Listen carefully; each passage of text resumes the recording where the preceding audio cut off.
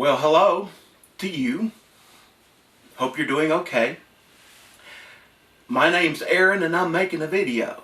I'm making a video for the benefit of my peeps, my dear friends and family, and all you folks here in the LIV, in the OC. And when I say LIV, I'm talking about Livingston, in the OC, as in Overton County.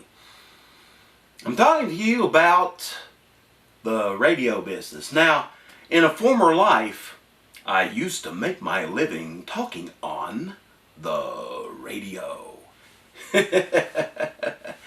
Yes, I used to talk on the radio. I used to work in radio. I worked in radio for nearly a dozen years. Did you hear me on the radio? It's possible you have. It just depends on where you were and when you were. If you were around Crossville in the around 1990, then you may have heard me. If you were around Cookville in the 1990s, you may have heard me. Now, you would have to have been listening on little 1 kilowatt AM radio stations to hear me, except for the radio station in Cookville, which was more like a half of a lung because it was at 1590 on the AM dial. And thanks to radio physics, 1 kilowatt at 1590 does not go out as big and booming as 1 kilowatt at 800 on the AM radio dial. Now, when it comes to the radio career, there is one way that most people divide their radio careers, and that is by location. Obviously, I just got done doing that. But I offer a bonus that perhaps other radio people don't offer you. I have an alternative method. And that alternative method is this. I can divide my radio career into two halves. Half number one was the glorious years of real radio. Now, what is real radio? Well, real radio is essentially what you normal people out there would refer to as DJing. That is, you're in the control room and you are in control.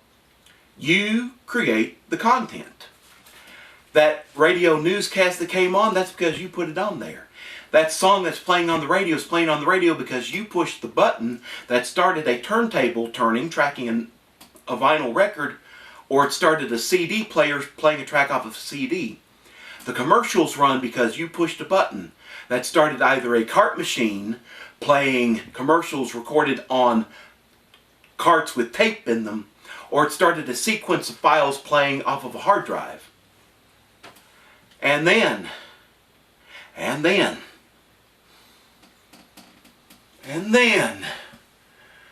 there were those times that you cracked open a microphone and spoke. Oh my goodness, those were glorious days. Glorious days. Like I said, the beautiful golden age of real radio. When it was real, when you were making it happen. And then there's the second half of my radio career, which would be characterized as essentially training my replacement. And so now the question goes to who was my replacement? And actually, no, that's not right. It's not so much who was my replacement. It's more like what was my replacement. My replacement was a Digilink. What's a Digilink? Well, a Digilink is a digital audio controller device which was created by Arrakis Systems located in Fort Collins, Colorado. Okay, so what's a digital audio controller? Well, a digital audio controller is essentially a DJ in a box. It's a box full of electronical whiz-bang gizmos, like a computer. Except you take this box and you put it in your you put it in your control room, in your radio station. You wire the thing up to audio sources. You have record input that you if you're smart anyway, you plug into it. And of course, you got to have an output. So you take an output from the Robo DJ box and you put it into the board that sends the broadcast stuff to the transmitter to get shot out over the waves. So you get all that stuff wired up. And this thing also has 2 hard drives on it. It has an IDE hard drive, which is for system files, for the software that makes the Robo DJ thing do the Robo DJ thing. And it has a big hard drive. It had a 1 gigabyte SCSI hard drive. Now kids, remember, I'm talking about the middle of the 1990s. And in the middle of the 1990s, a 1 gigabyte hard drive was huge. And moreover, it was a SCSI hard drive. Because if you wanted performance, you wanted snappy performance, you wanted SCSI. And that's how the thing was wired up. And now if you're a geek, you know this. The reason you had a 1 gigabyte SCSI hard drive is because picture files are huge. Audio files are huge. Video files are huge. And what you put on the 1 gigabyte SCSI drive were audio files. Audio files that you use on the radio station broadcasting, like IDs, liners, drops, intros, outros, commercials that run on the air, pre-recorded programs that run on the air. So, you wire the thing up. You get the sound files that you need on the hard drive. And then you go and you teach the Robo DJ how the radio station broadcast day goes, how the radio shows go. You get that all programmed into there. And the end result of that is bada bing, bada boom, you have a box. A box that will now DJ your radio station. It will DJ your radio station 24/7, 365. It will never get sick. It will never get pregnant. It will never get divorced messily. It will never go out and get drunk. It will never go home on a day when the weather's nice, only to be incapable of coming in for its next shift because of inclement weather that's struck in the interim. It will never get upset over something that it's heard or something that they thought they've heard and quit. They will not be hired away by other stations. They will not get disgruntled and quit. All the people problems that you run into with carbon-based DJs, gone. This thing will robo-jock your radio station 24/7, 365. Now, the idea, the plan, was to bring in this Robo DJ box, get everything onto the hard drive, get this thing ready for light the fuse and run away automation. And so my buddy Bill, my mentor Bill, would take care of the AM, and it would be the last of me and all the other carbon-based DJs that worked on the AM radio station. There were a couple of problems with this plan. One big problem with this plan is that my buddy Bill, he could have made this work if only he could derive healthy nutrition from Pepsi Cola and potato chips. And if he could finagle a 32-hour work day out of the time-space continuum. I think I don't really have to tell you that he failed on both counts. Because not only was he supposed to take care of the AM, he was also supposed to do the job that he was beginning to do at the time, which is trafficking. And by trafficking, I mean working in radio business traffic, like regulating spots and stuff, not doing traffic reports. That job right there, along with the aforementioned nutritional choices, came this close to killing him. So there's no way he was going to take care of the AM. And the other problem that we had is that at the time when we got the radio DJ box in, our programming was very fragmented. We had a lot of different programs that came in a lot of different ways, and one of those ways that a lot of those programs came was cassette tape. In order to digitize that content, what we would have to do is you would have to take a cassette, load it in a cassette player, set up a record file on the machine, begin a recording session, and then start the tape playing. And the tape would have to play, and it would be recorded onto the hard drive. And it did this in real time, which means if the cassette program was 13 minutes long, it take 13 minutes to record. If it was a half hour long, it take 30 minutes to record. It took time, and it also takes hard drive space. Again, audio files, huge. We purchased a machine that had one single solitary SCSI hard drive, and that was nowhere near enough to store everything that we ran on the air. Nowhere near enough. Now, if they had gotten a unit that had an extra deck on top where you could put other SCSI hard drives, that would have been a different story. I could have been finished there years earlier. But they got what they got, and it worked like it worked. Namely, it didn't do what they were wanting it to do. And so what wound up happening over the next several months, our radio station made like an airplane circling a field. Circling a field, it needs to land on that field. But because there's a danger factor to it, it has to burn fuel before it can try to land. And that's kind of sort of what our station did. We circled around, we tweaked with the format, programs went and came and things until finally we got this thing finagled to where it was running enough satellite programming to where we could do like the Fuse runaway automation. In the middle of June, on a Friday in the middle of June, I received my 2 weeks notice. And on the final Friday of June of 1998 was my last day in radio with JWC Broadcasting. And unless something very radical happens within the next little while, it'll be my last day in radio, working in radio ever. I trained my replacement. I was the last DJ standing at 1590 AM.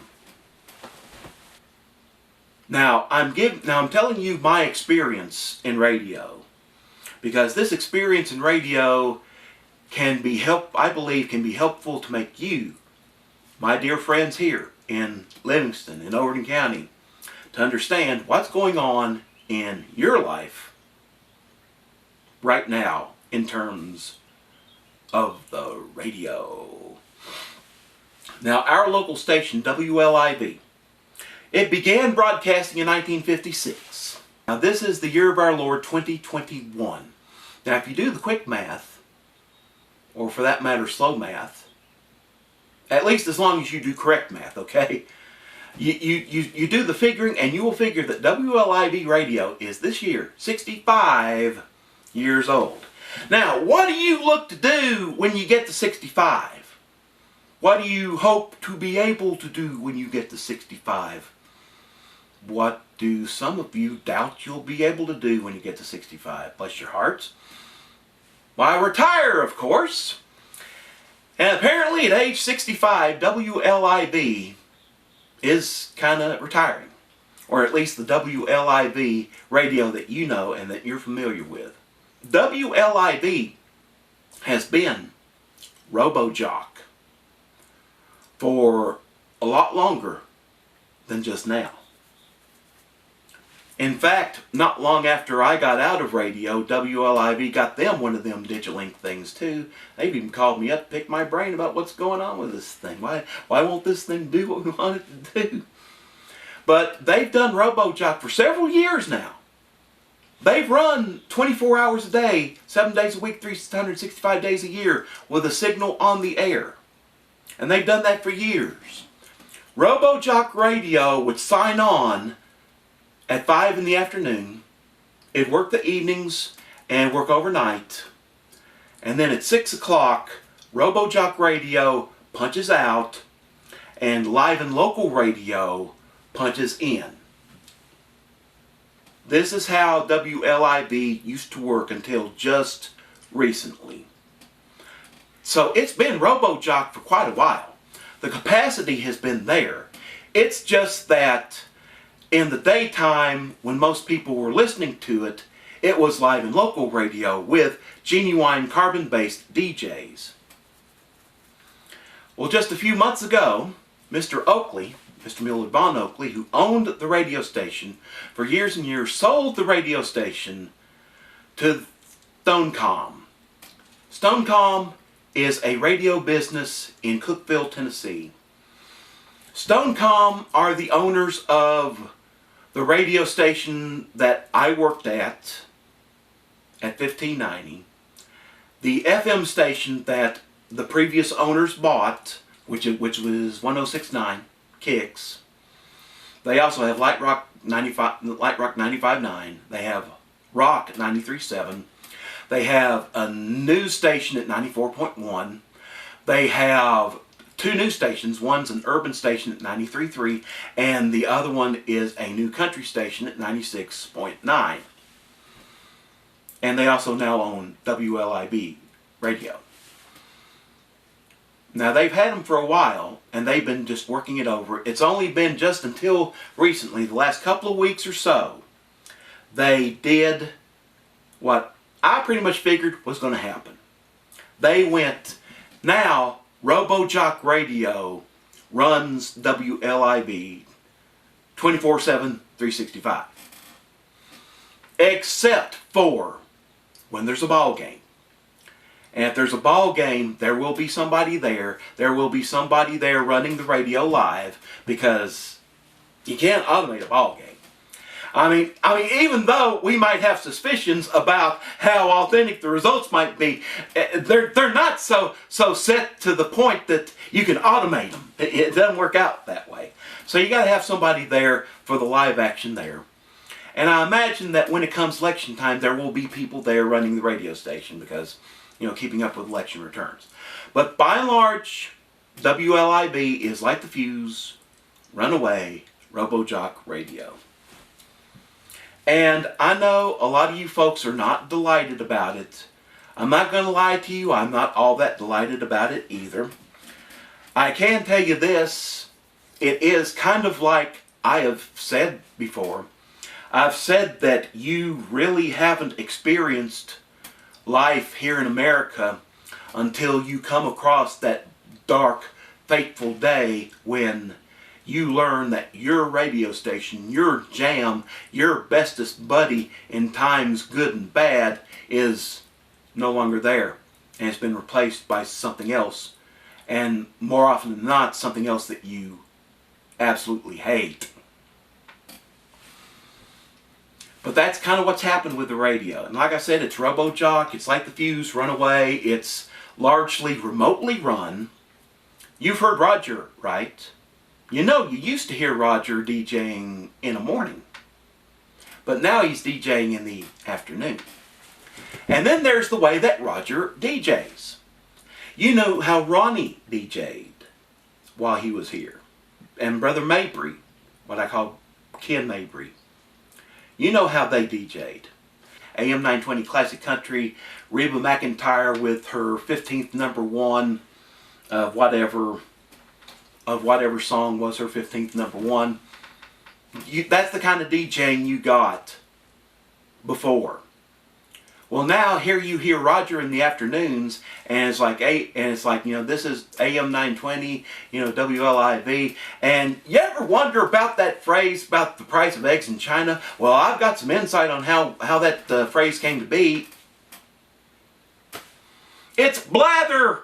It's meaningless, irrelevant blather. It's not in context. This is a DJ that's recording files and sending files off to a radio station remote, and that blather gets scheduled to play at a certain specific time, and when that time comes, that blather will hit the air, and it'll offer you an illusion of live and local radio.